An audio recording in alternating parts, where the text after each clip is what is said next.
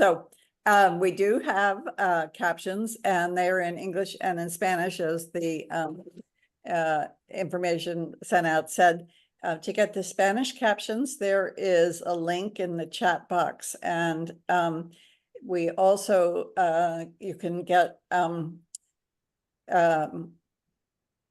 what's the other kind of screen text also in the chat box. And so if you want to look at your captions on a separate device, which will allow you to make the chart, the font bigger, go into stream text, and you'll see that there too.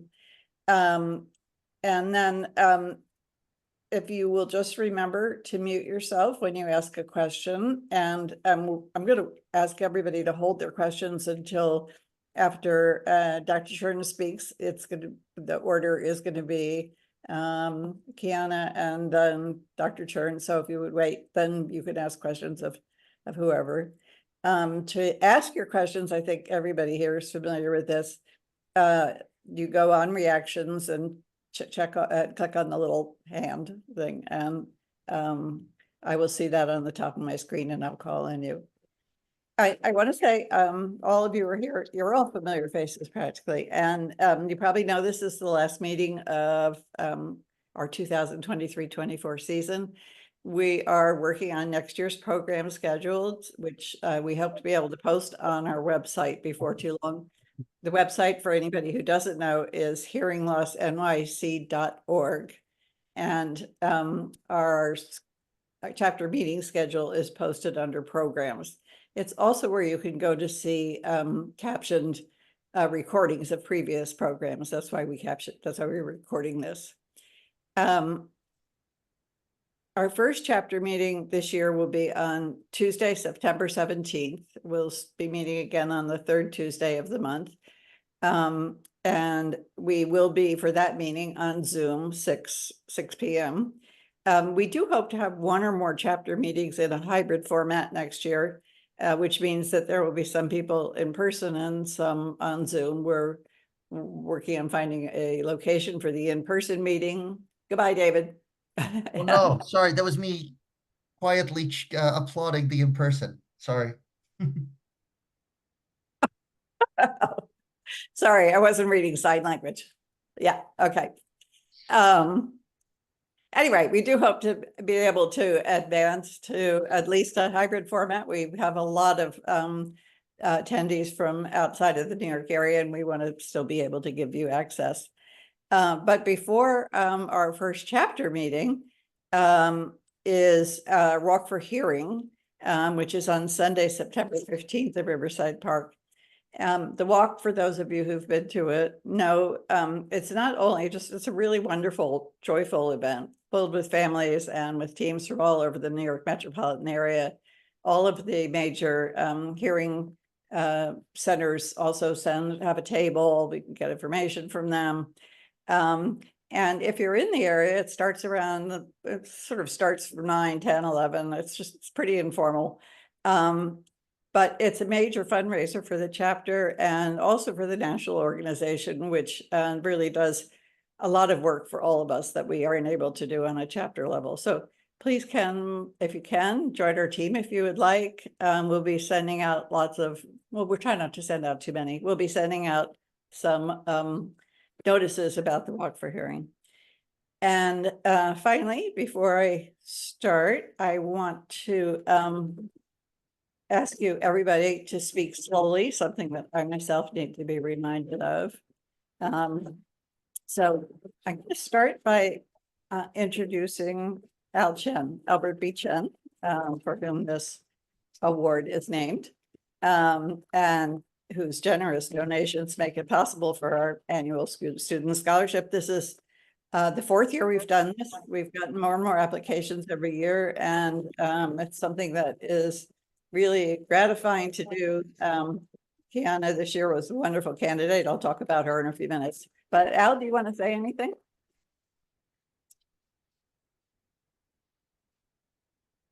Yes, everyone, just wanted to say thank you, Catherine, John, and HLAA, and all the members of the scholarship committee for doing this. Very grateful.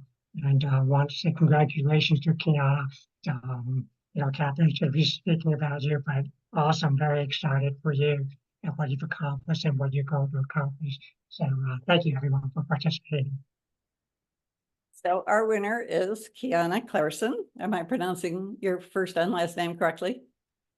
Yes, you are. Okay. Kiana is actually just finishing, I imagine. She's a student at Brooklyn Institute of Liberal Arts. She will be attending John Jay College of Criminal Justice. While in high school, she was the editor-in-chief and co-founder of her high school newspaper.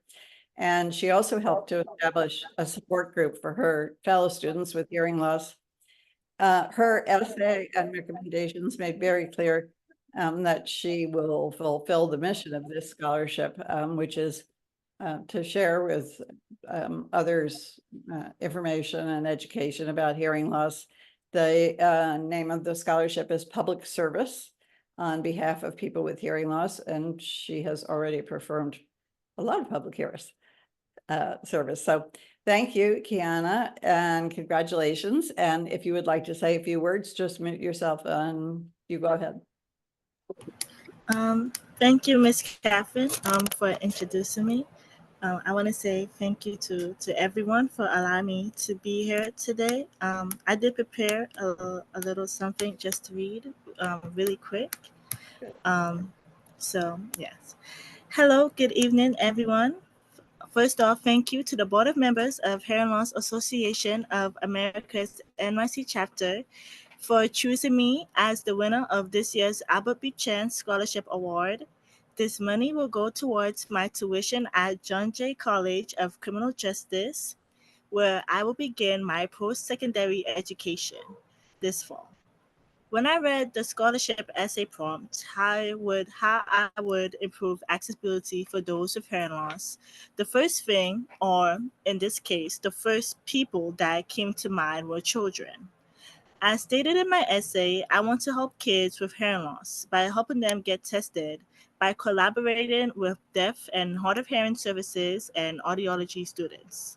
The sooner their hearing loss is detected, the sooner they can receive the support that they deserve.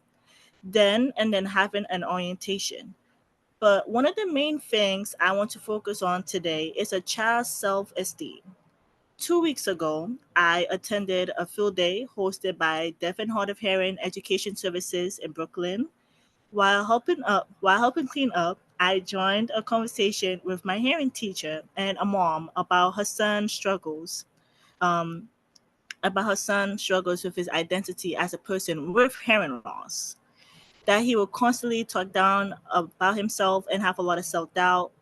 Her son is the only one in his school with hearing loss. So as a kid, you want to fit in with your peers, but it's especially hard to do so when you have a hearing aid in your ear.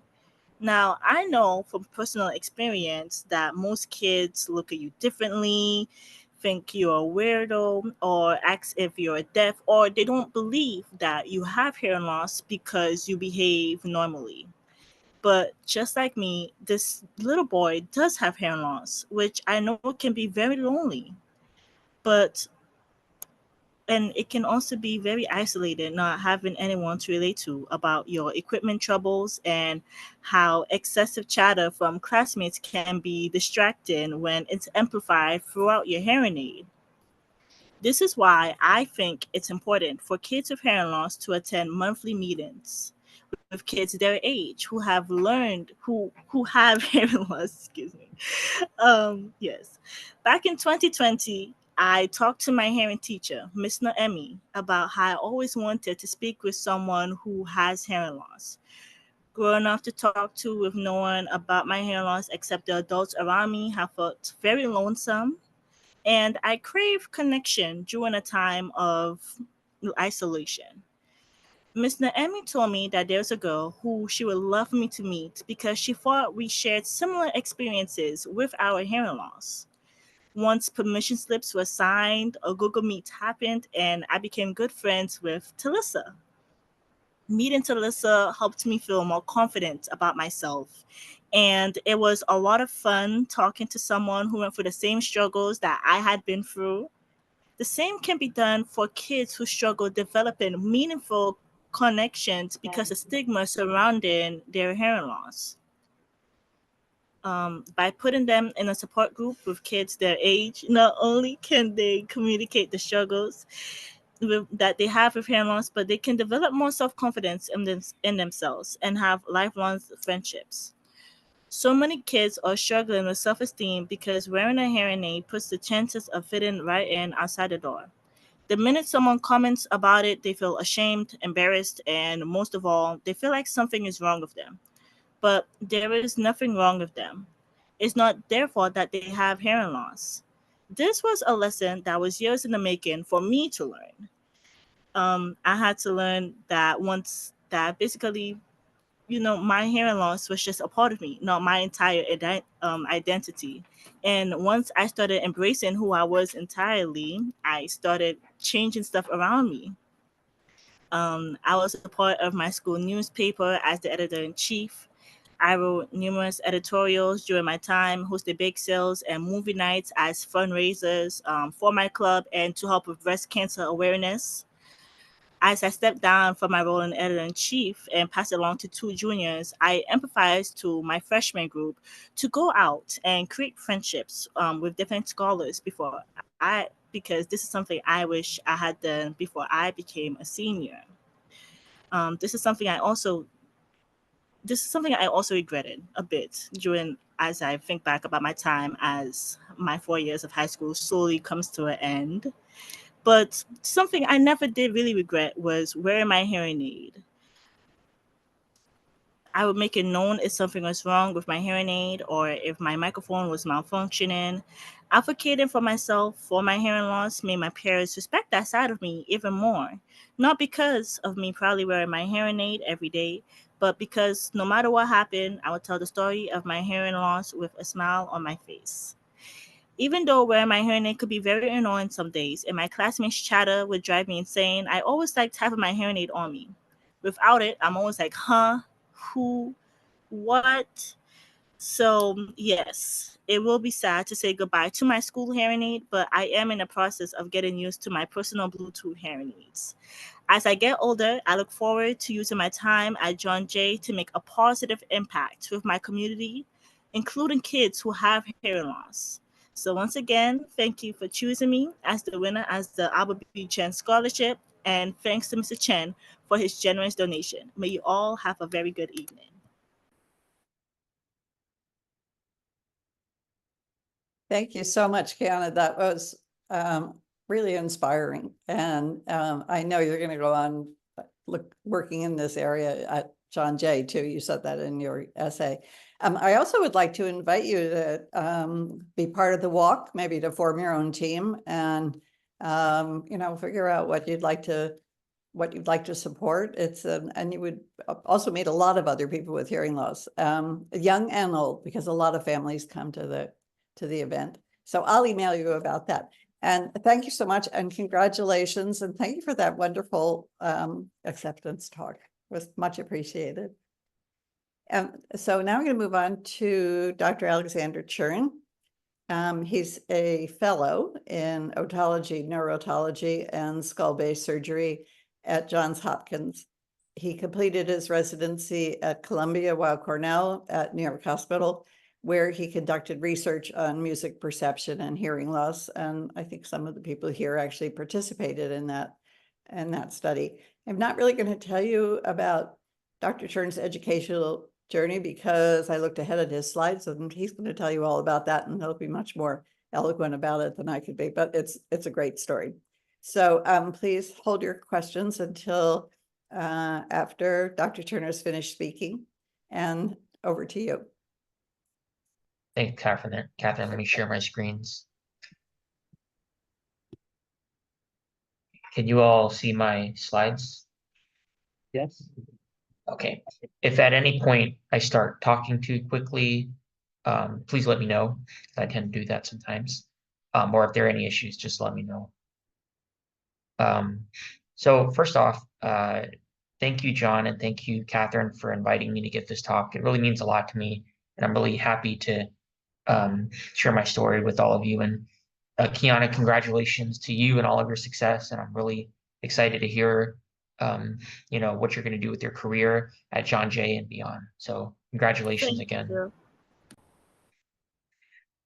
So I was asked to give a talk about achieving academic success with hearing loss.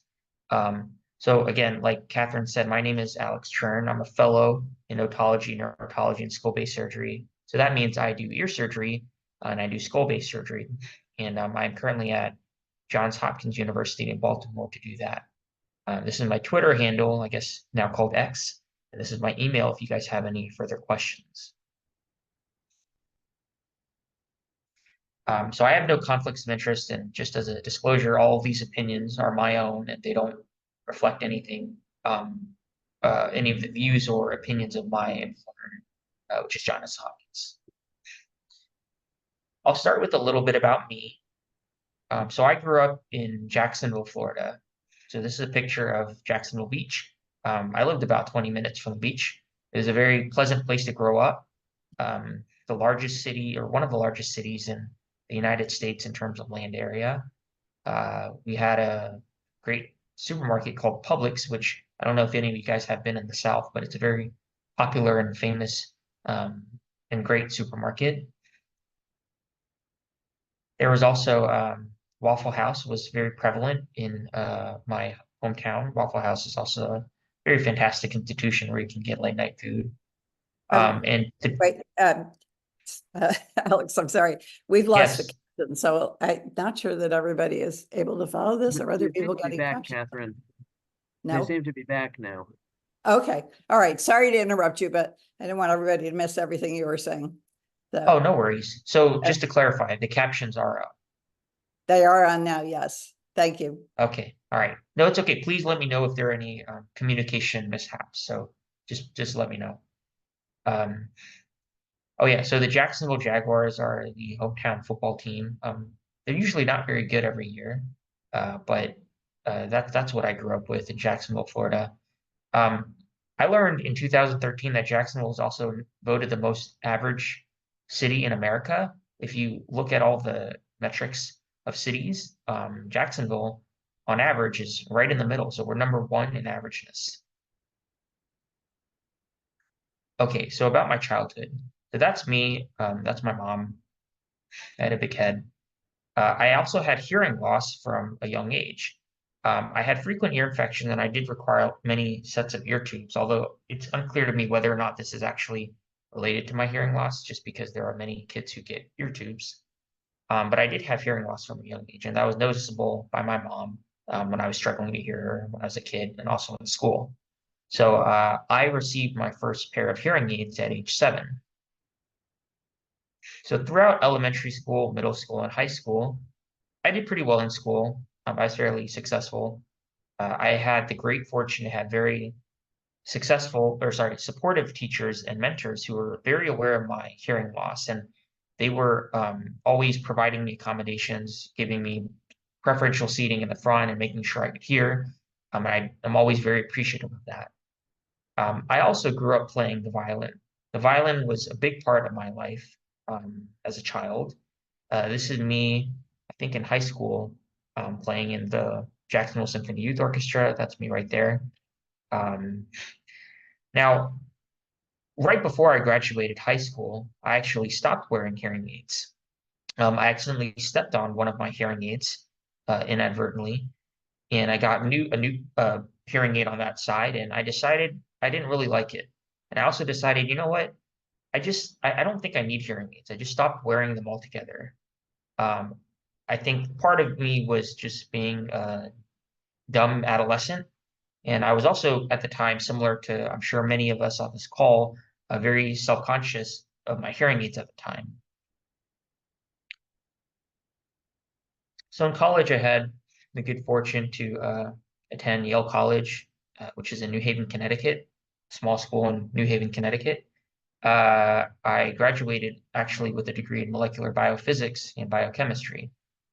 This is a picture of old campus where all the freshmen stay right here. And this is the Yale logo, and this is I think the slogan, Lux et Veritas. Now, in college, without hearing aids, life got very hard for me. I struggled to hear my professors and peers in large lecture halls. I felt cognitive fatigue very often, as I'm sure a lot of us on this call do when we're in very challenging auditory environments.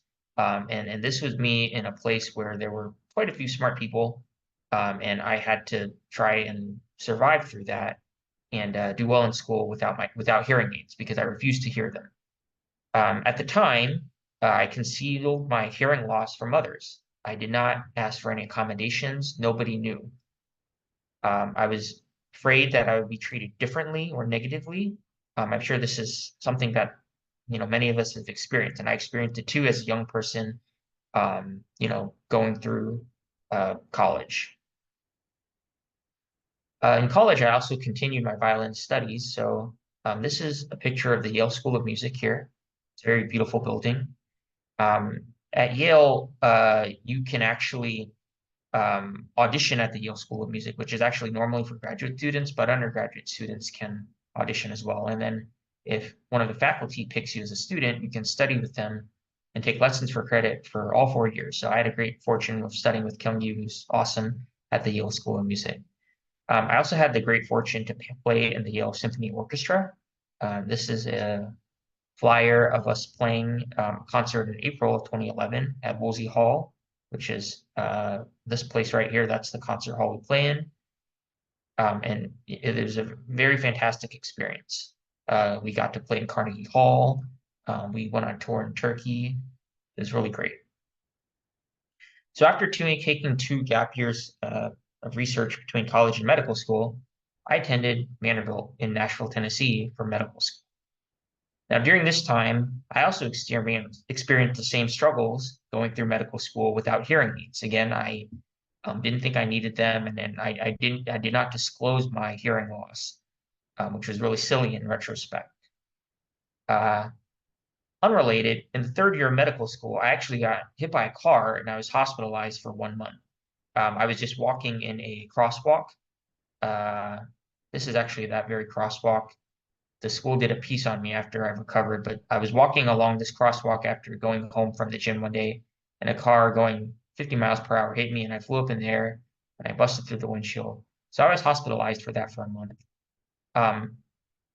It was actually somewhat, I don't want to say fortunate, but I had the great opportunity to take a year off during my recovery to work in the music cognition lab with Dr. Renée Gordon, who was my mentor and now my close friend.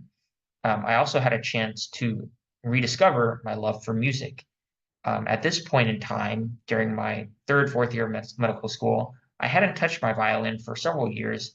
And I think during my recovery, I had the opportunity to just sit there, listen to the music I love, and pick up my violin again and start playing. I played a lot of chamber music with my friends. This is actually me performing.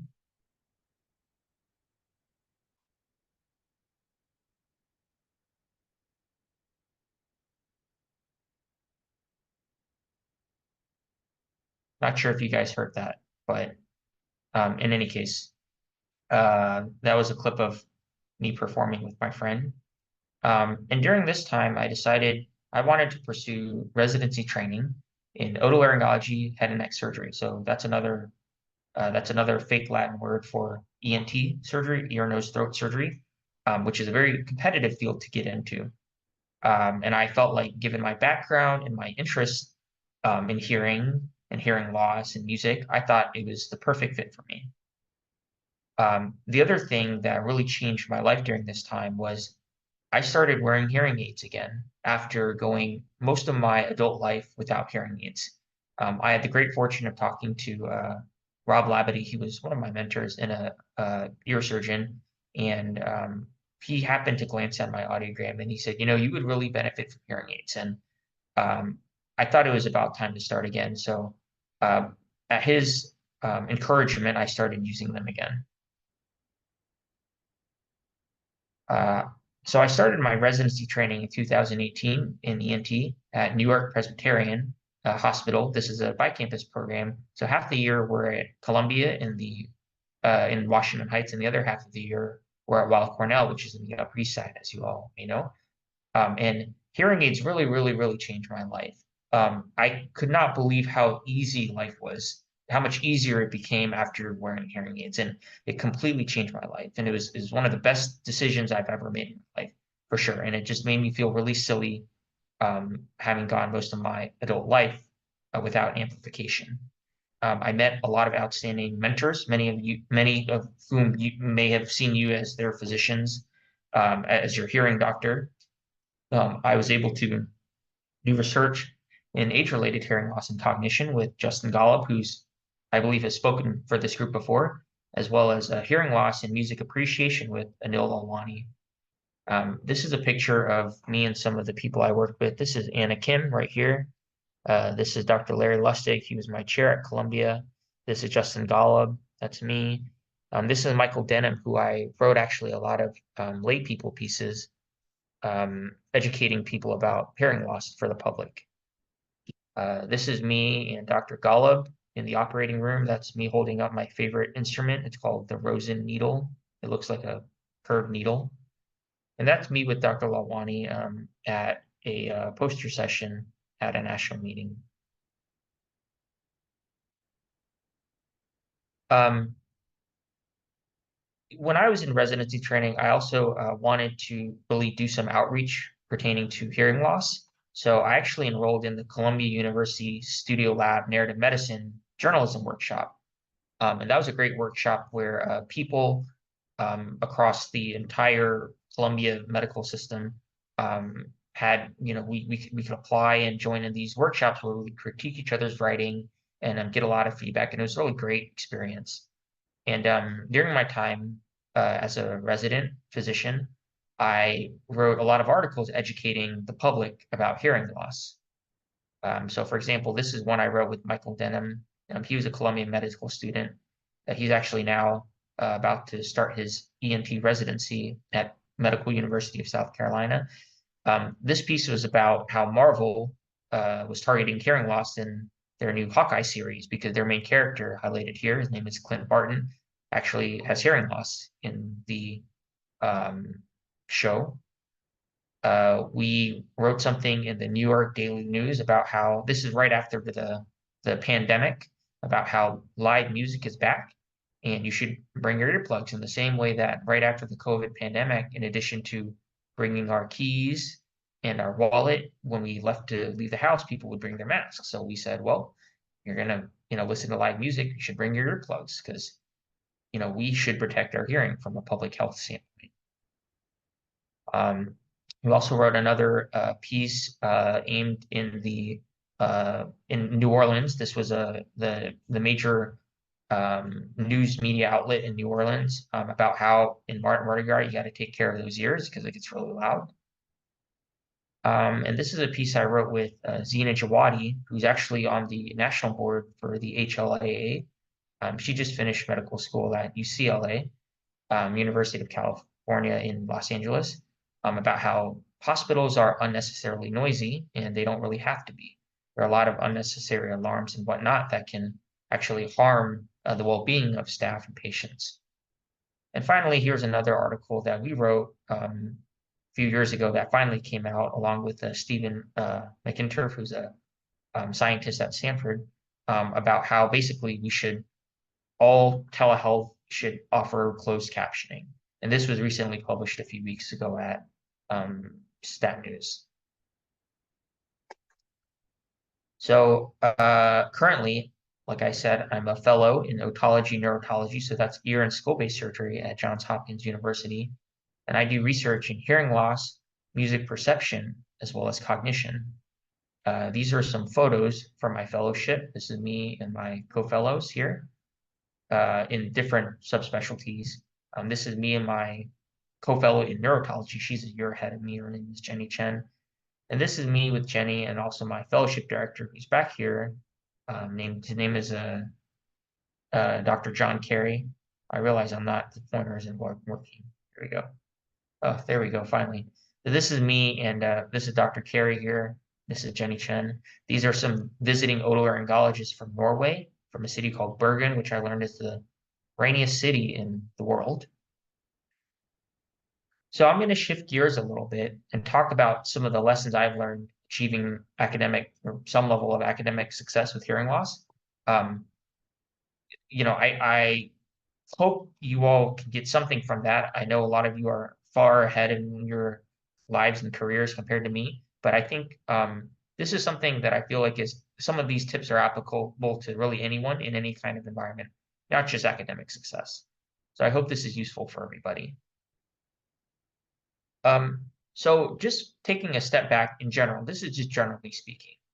We all need to normalize hearing loss, and I recognize that this is not something that we can do ourselves. It's our normal hearing peers have to be able to help us with this. But this is really crucial in helping people become successful professionals and just in the world and in academia and whatnot. As you all know, hearing loss is an invisible disability, and I learned that the hard way because I had hearing loss, and as I'm sure you all do, the first assumption someone makes when you are struggling to hear them or you hear something incorrectly isn't always, oh, you have hearing loss. It's, oh, you're not paying attention, or oh, you're not listening, or oh, you're dumb. And it's hard because people don't know. You cannot see hearing loss. There's a lot of perceived stigma, whether that's real or not, and certainly that's a barrier to obtaining treatment for a lot of people. And I'm sure a lot of people have experienced the same thing that I did, where they felt embarrassed to have hearing loss and embarrassed to have to wear hearing aids. And for many, this is a perceived stigma that's a barrier to obtaining treatment. Wearing hearing aids, can make people feel different and not always in a positive way. Compare that to glasses, which are a medical device that is seen as part of everyday life for many people. In the long time ago, people used to be stereotyped as, being nerdy people without any friends if you wore glasses, but now glasses are fashionable and stylish, and a lot of people actually wear glasses even if they don't have vision loss. And there's no reason why hearing loss treated with hearing aids or cochlear implants should be perceived any differently than hearing loss treated with glasses, especially now that everyone wears name brand headphones or other accessories on the ear. I think one of the fastest way to help normalize hearing loss within the community is the media. So the media is a very easy way for people to start raising awareness and eliminating stereotypes about hearing loss, promoting inclusion of people with hearing loss, and also just reducing this perceived stigma. So some examples in the media that you all might have seen, A Star is Born, that's a movie with Bradley Cooper and Lady Gaga, pictured here. In the movie, Bradley Cooper actually has hearing loss. And here you see a young, attractive person who has hearing loss. And it really helps eliminate the myth that hearing loss is just something that affects older people. This is a great cartoon called El Defo, which is written by someone who actually had hearing aids as a young child, and it's a great movie for accessibility, especially for the younger population and children.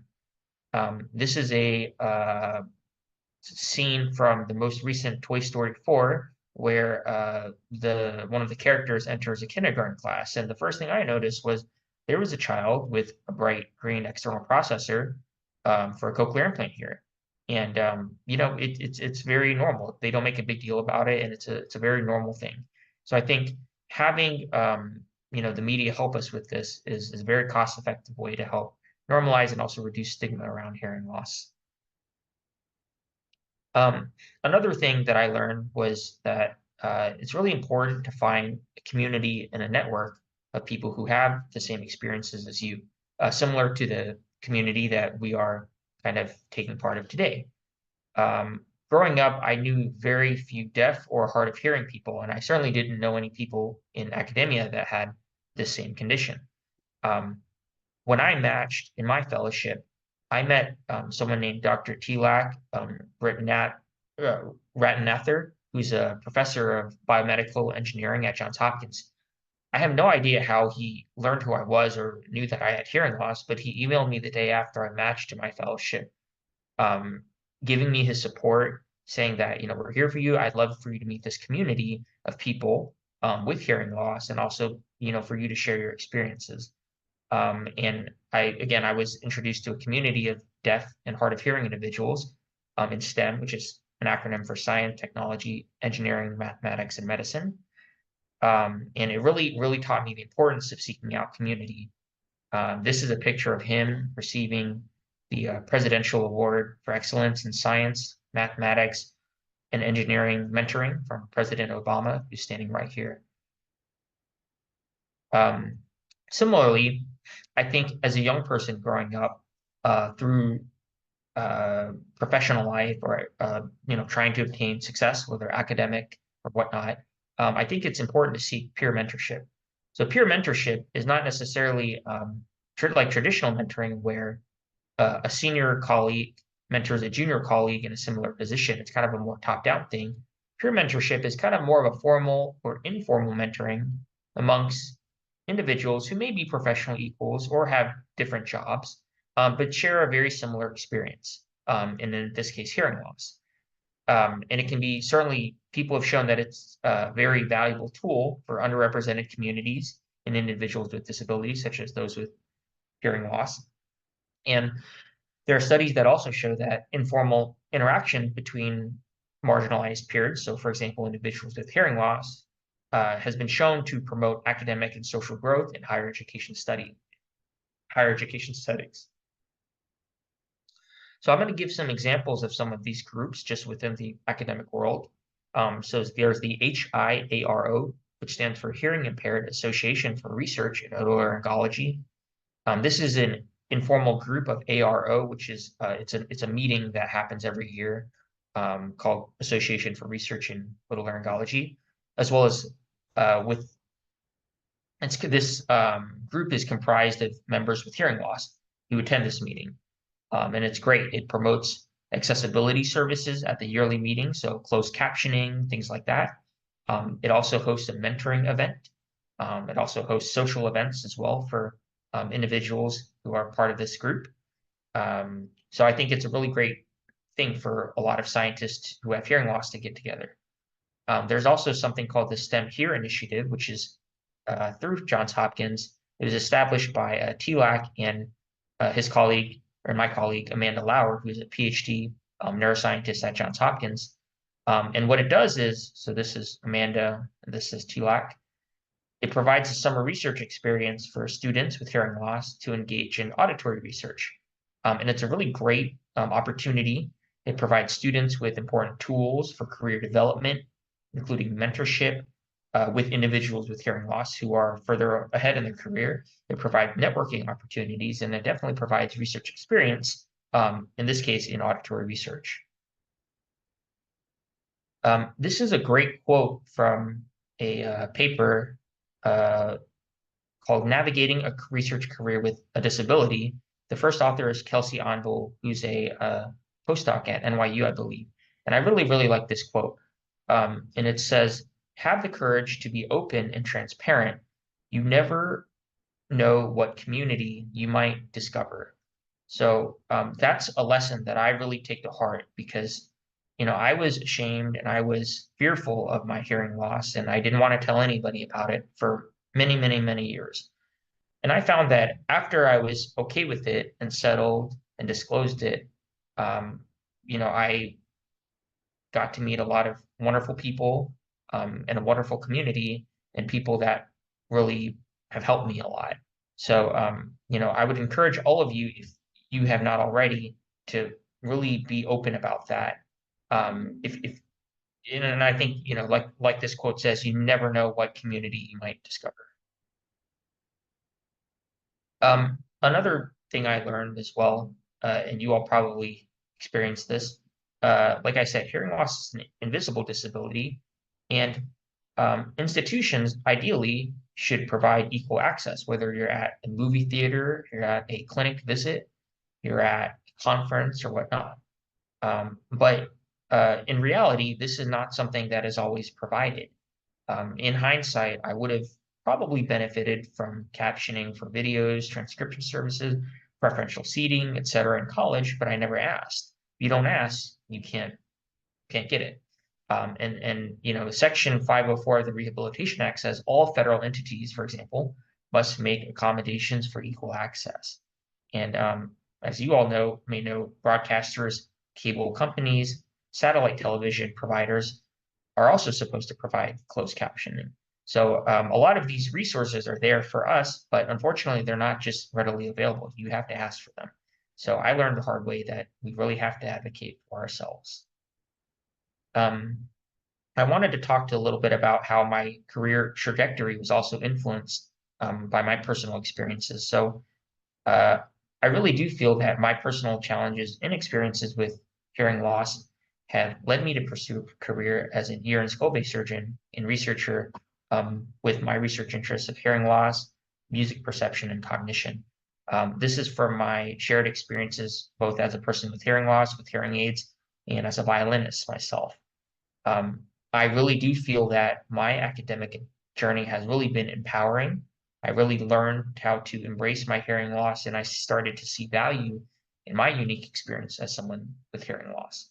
I've been able to relate with my patients a lot more, and I really truly do feel that music and hearing loss are my passion, my profession, and my life.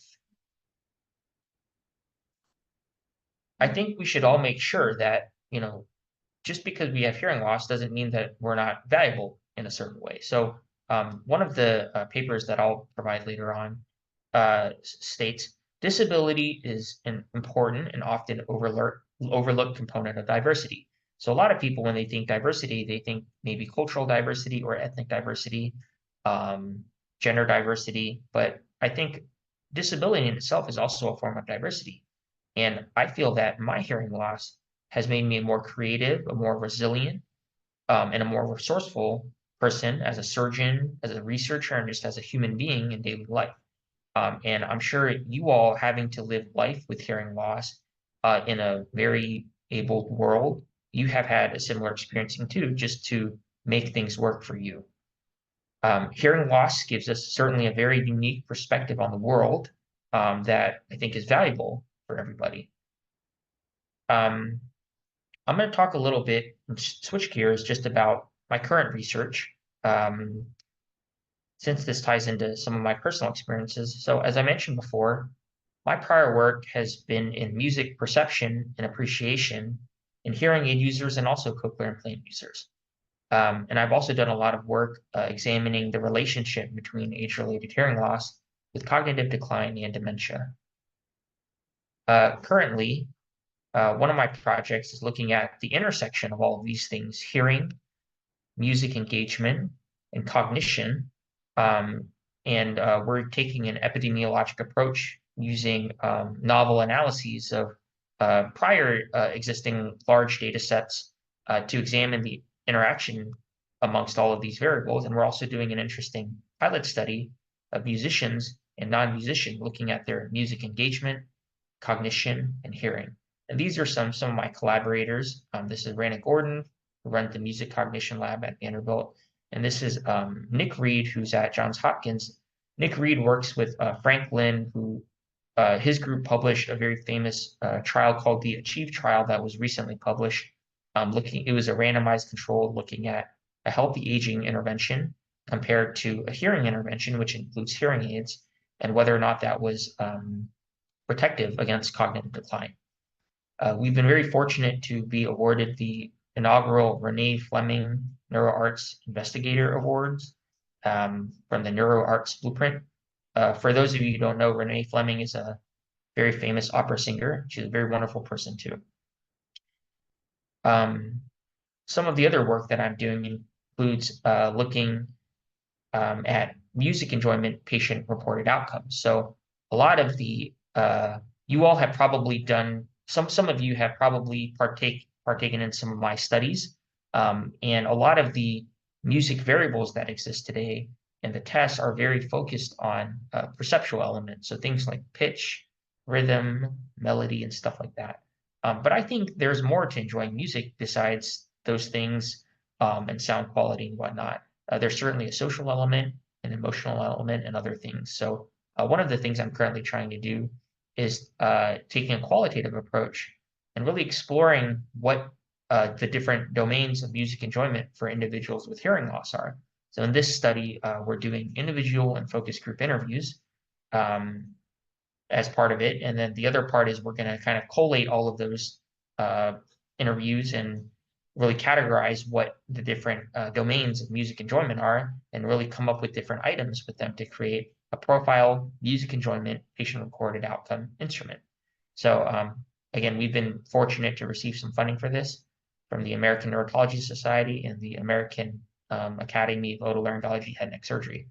And if you guys are interested in taking part in this study, this is my email, achern1@jh.edu. We have IRB approval and everything, and we'd love for you to participate if you are interested. I have a lot of acknowledgments. So TLAC, Amanda, for really teaching me really the importance of community in hearing loss. Zena Jawadi, who's my friend and also on the board of the HLAA, and Michael Denham, they've written some of these pieces with me, and a long list of mentors, both from Johns Hopkins and Columbia and Weill Cornell, are listed here. These are some of the resources that I've referenced in my talk. These two by Onvol et al. And Huke et al. This is a sample communication document that Zena actually created that you guys can look at and make your own. It's basically a Google document that really lists exactly what accommodations she needs and what exactly her hearing loss requires of her. So, I encourage you guys to create one for yourself in case you feel like you need to, advocate for your own accommodations. So I'll take any questions, and you can always contact me at my email here if you guys have any questions.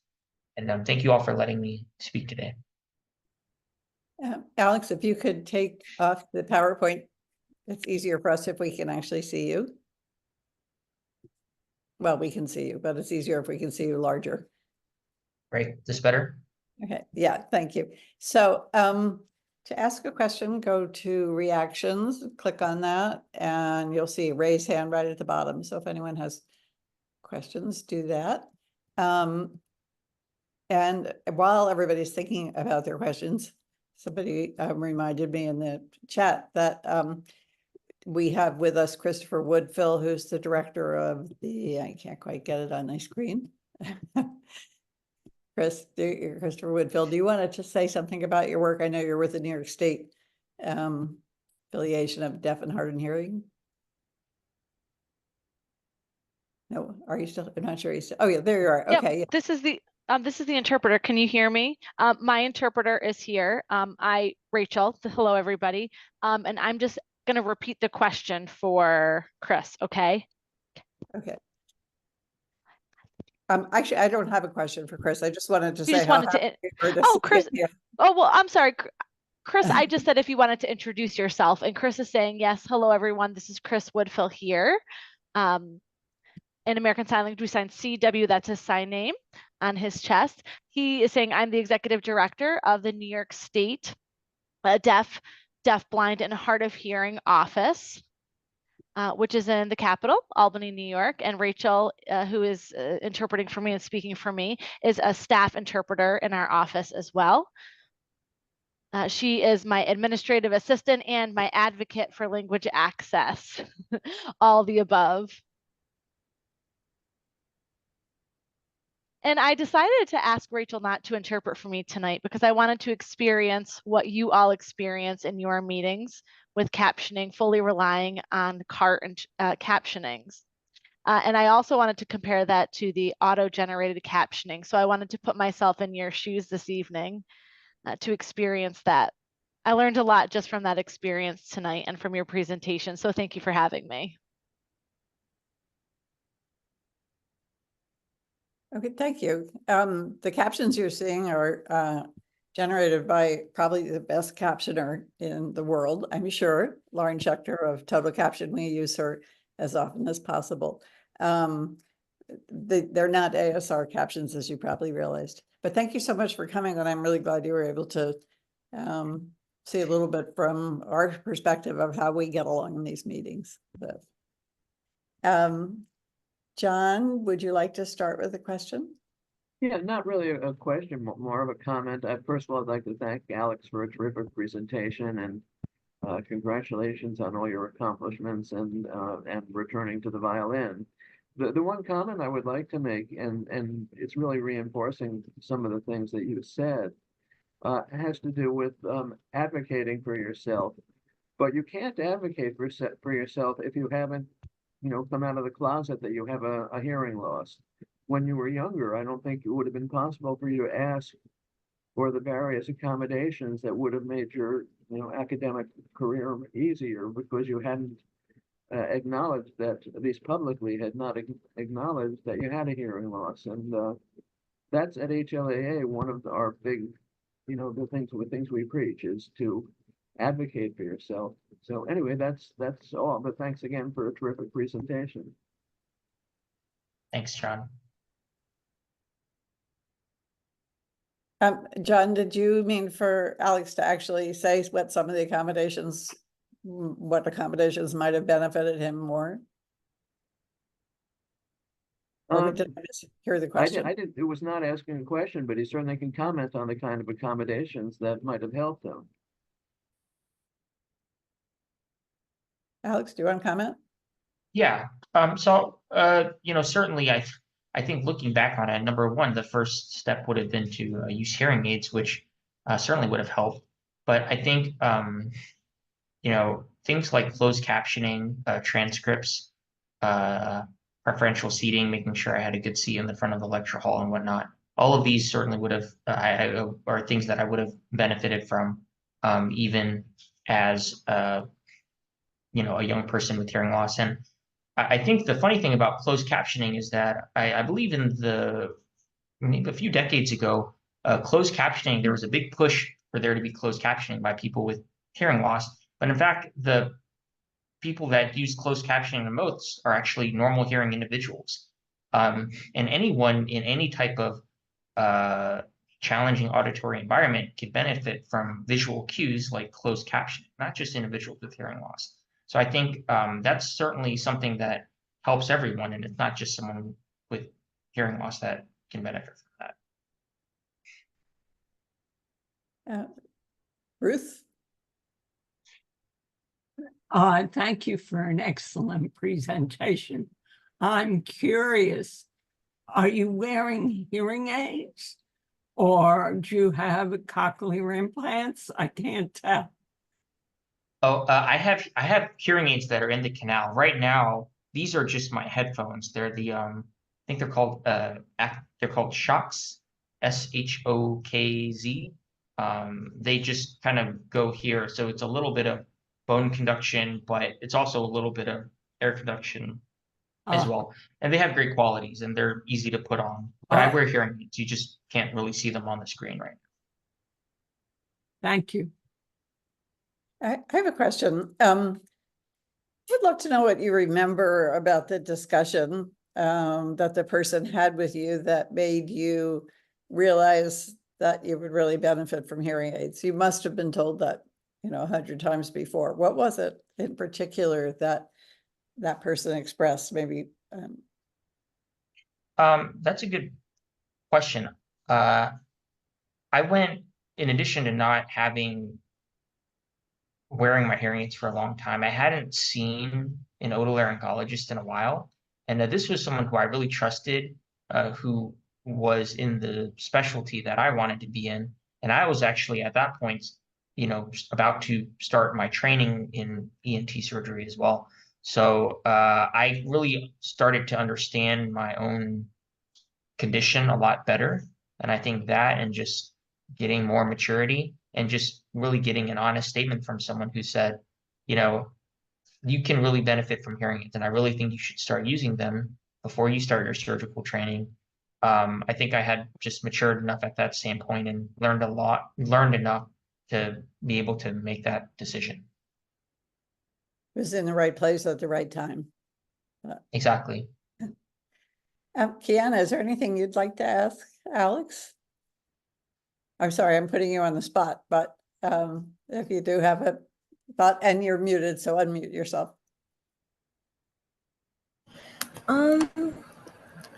I would just want to ask, why did it take you a really long time for like you to accept that wearing hearing aids was the right choice for you? Because I know it may have been like a bit difficult to know that you need hearing aids but not to wear it. So that'd be my question. That's a good question, Kiana. You know, I think one thing that some people don't always recognize is that hearing loss is a spectrum. So there are people who just have a mild hearing loss where, like for example, if you have a bad cold, you probably have fluid in your ears, and you will have a little bit of a hearing loss. It just sounds like things are muffled.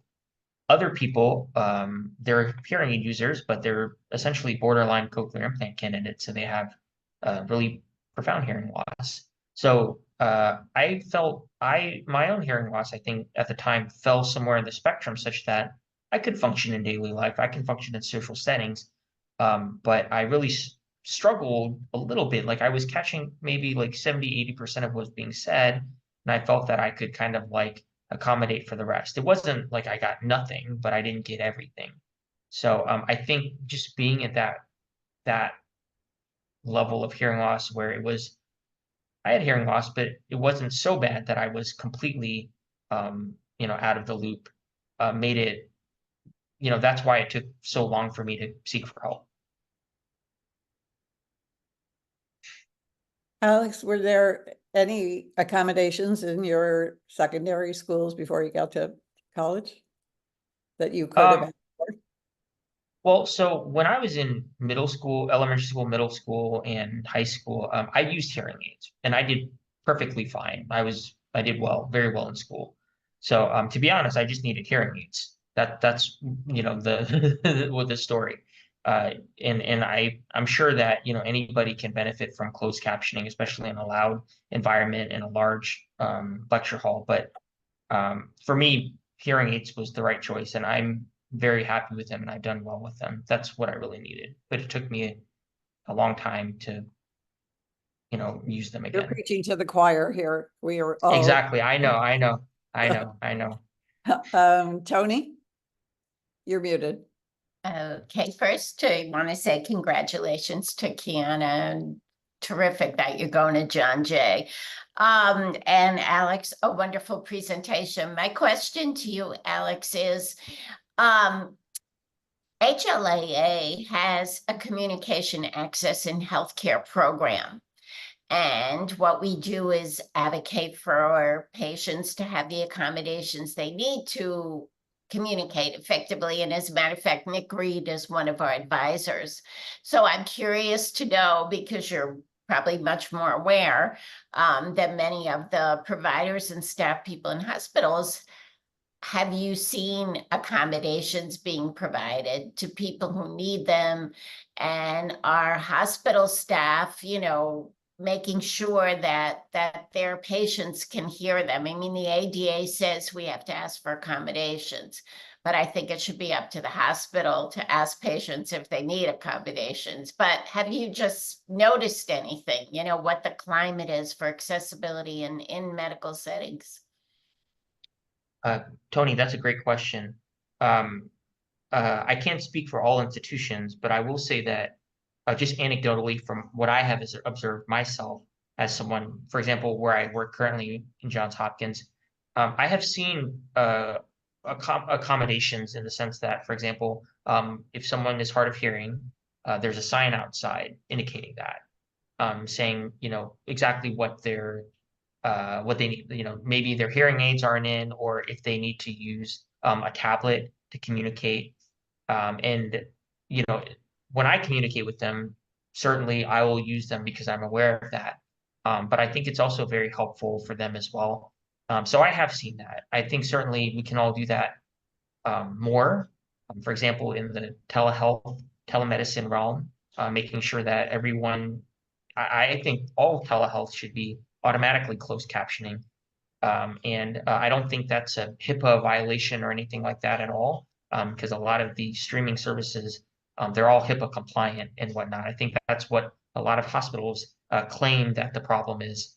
But I think there's certainly a lot of work to be done. But I am happy to say that I've seen it personally without me making any intervention where I work. That's great. You're a great advocate for that. I'm glad you're there. And I have to say, I did read your article with Zena on telehealth, and it was excellent.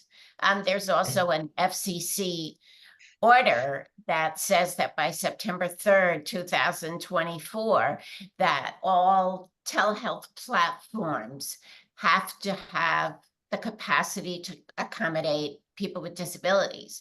So technically, all those platforms should have captioning by September 3rd. It's probably not going to happen. But the good news is that you would just have to call your software platform, whether it's Epic or whoever it is in your hospital, and say, hey, it's September 3rd, where are the captions? So it's not up to the hospital to do it anymore. It's up to the software provider. So that makes it a little bit easier. But it's great that you're in that setting. I will probably reach out to you. Of course. Thanks, Tony. Tony, the FCC is requiring closed captions or open captions? Well, no, it would be closed captions. I mean, in the sense that you would have to turn them on. How they get turned on is part of the standard issue. You know, I think they should be default. And that's what we're advocating for, but I'm not sure what the particulars are. As I said, I'm sure not much will happen by September 3rd, but we've been writing to some of the platform companies to make sure they know about this. Yeah, well, you're doing great work. Thank you. John? Yeah, this is kind of a follow-up to what Tony was talking about, and it's something I'm sure that Tony has talked about on other occasions. But Alex, when you were in medical school, was part of the training any kind of exposure to disabilities, hearing loss, and how doctors should deal with those kinds of problems? At that time, no. I don't know about currently, but I did not have any formal training in that regard. Can I just add one thing? Yes. I don't know if you know Dr. Joe Montano at Weill Cornell. He's the head of audiology there, and he does a seminar every year with second-year med students to talk about hearing loss, and he has some of us with hearing loss to talk about the experience and what we need from providers in terms of communication. But yeah, there's definitely a need for that too. For sure, I think it's definitely something that could be introduced in the curriculum. And I know Joe Montana, not super well, but we talked a few times in my training. He's a wonderful person. Yes. Christopher, could you say the name of your organization? Rachel. Because it was in the Rachel. chat, and I couldn't get the chat back by the time I was introducing. Rachel Cahill. Sure. So yes, this is Chris Woodfill here. I did have a question to Alex first, if that's okay, and then I can explain the name of the organization again. No problem, Catherine. First, I want to congratulate you on your presentation, because I did read the presentation, the transcript, I should say, rather than have it interpreted, and it was really, really well done. So congratulations on all your successes. But I do have a question, and I know that you're familiar with the acronym, maybe potentially AMPHL, the Association of Medical Professionals with Hearing Loss. Have you heard of that organization, Alex? I have not, but I'm looking them up right now. Yes, it's a fantastic organization. And I've gone to their conference 2 times. This summer, they will have a conference as well. I can't remember the location. I'm not attending this summer, but yes, it is all medical professionals with hearing loss that will be there. A range, of course, of deaf who use American Sign Language to communicate, all the way to hard of hearing individuals who chose spoken language for communication. But they all get together, which is great from the medical profession. And they have a variety of disciplines that are represented there.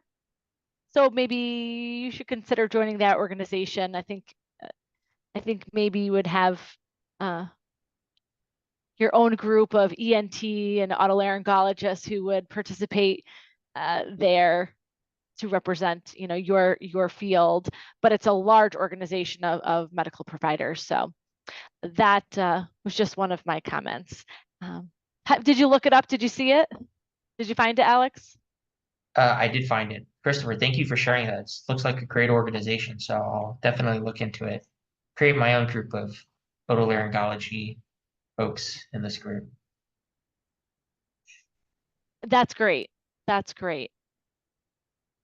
In the deaf and hard of hearing community, everyone always sets up their own groups and organizations, but I just wanted you to be aware of the larger organization nationwide and encourage you to participate and to join.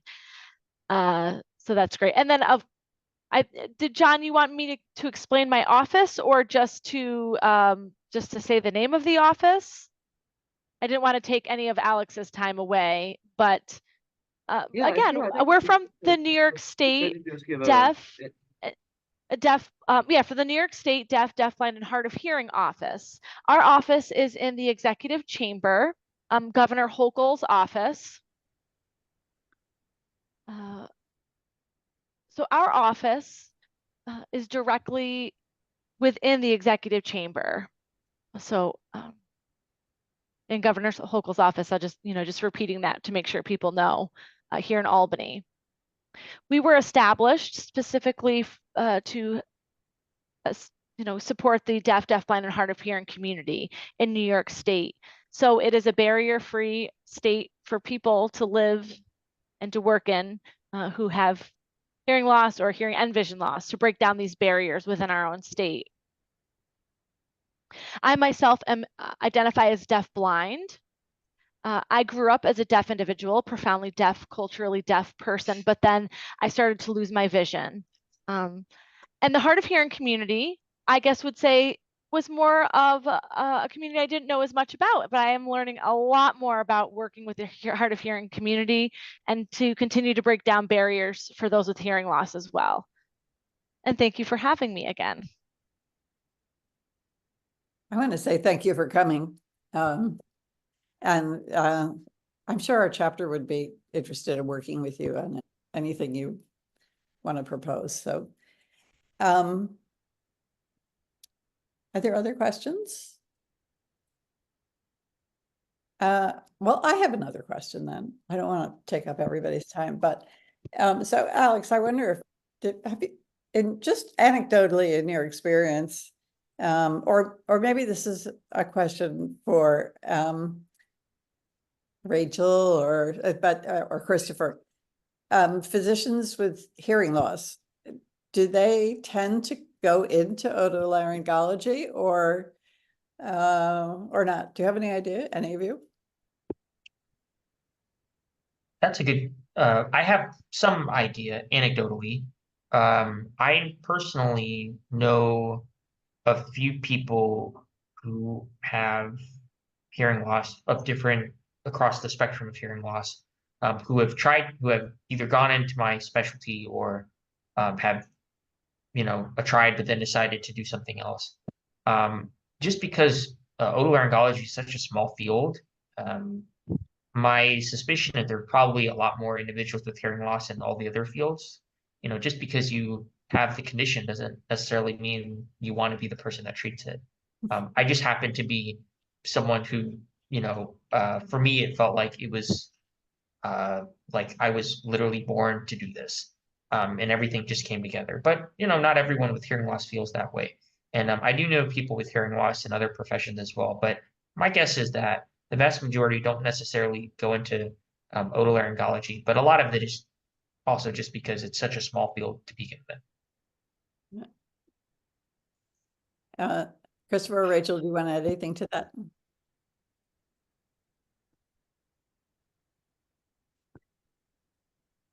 Really, this is Chris here. Would you repeat the question again, Catherine? I just want to make sure if.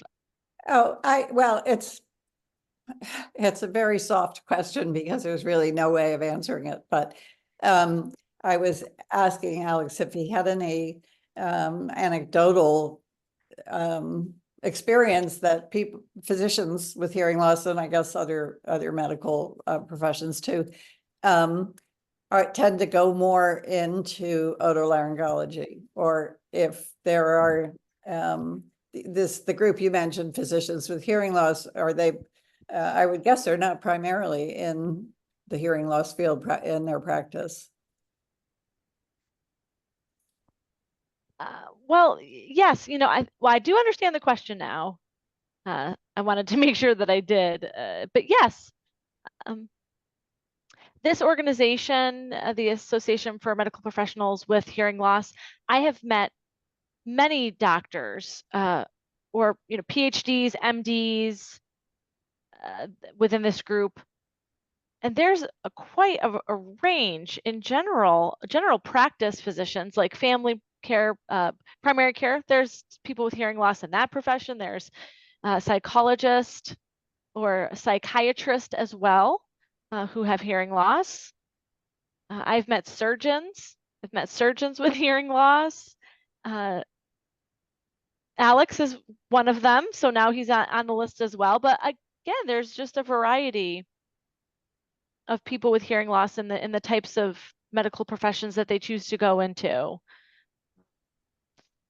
There's definitely not one field that they all tend to go in, which is, I think, is great. And I also could add one small tidbit of information to that as well. When I took this position, the University of Rochester, over in Rochester, New York, does have a medical school there, University of Rochester Medical School. And I learned that about 70 individuals on staff there, really faculty, have hearing loss at the University of Rochester, which I thought was really interesting. And they're all in a variety of fields, which was surprising to me to hear so many of them are here in the state, but all in the Rochester area. I'm not sure if that's helpful, if that was helpful information or not. Yes, thank you. Rochester has a very big community of people who are deaf and hard of hearing, partly because they have the Rochester Institute for the Deaf, is that what it's called? And a lot of research there. Well, they have the National Technical Institute for the Deaf there, NTID, which is under the RIT, Rochester Institute of Technology campus. So they do have many, many deaf students and hard of hearing students that go there. Yeah. Thank you. Thank you for putting that all in the correct words for me. A lot of our scholarship applicants have been accepted at that college. So I'm not sure. We hope to try and get some of them back for like the roundtable discussion of what their college experiences were like. Are there other questions for? No? I guess it was very comprehensive presentations. Thank you.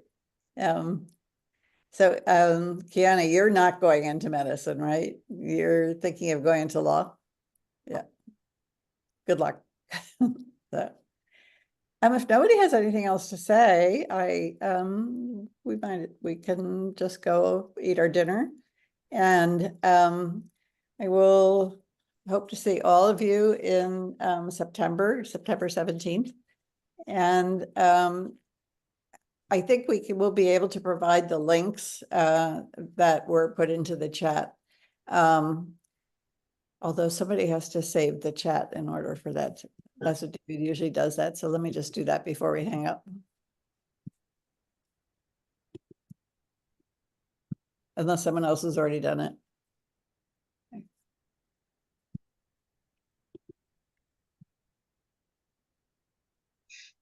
Okay, actually, nobody has to sit around and wait while I figure this out.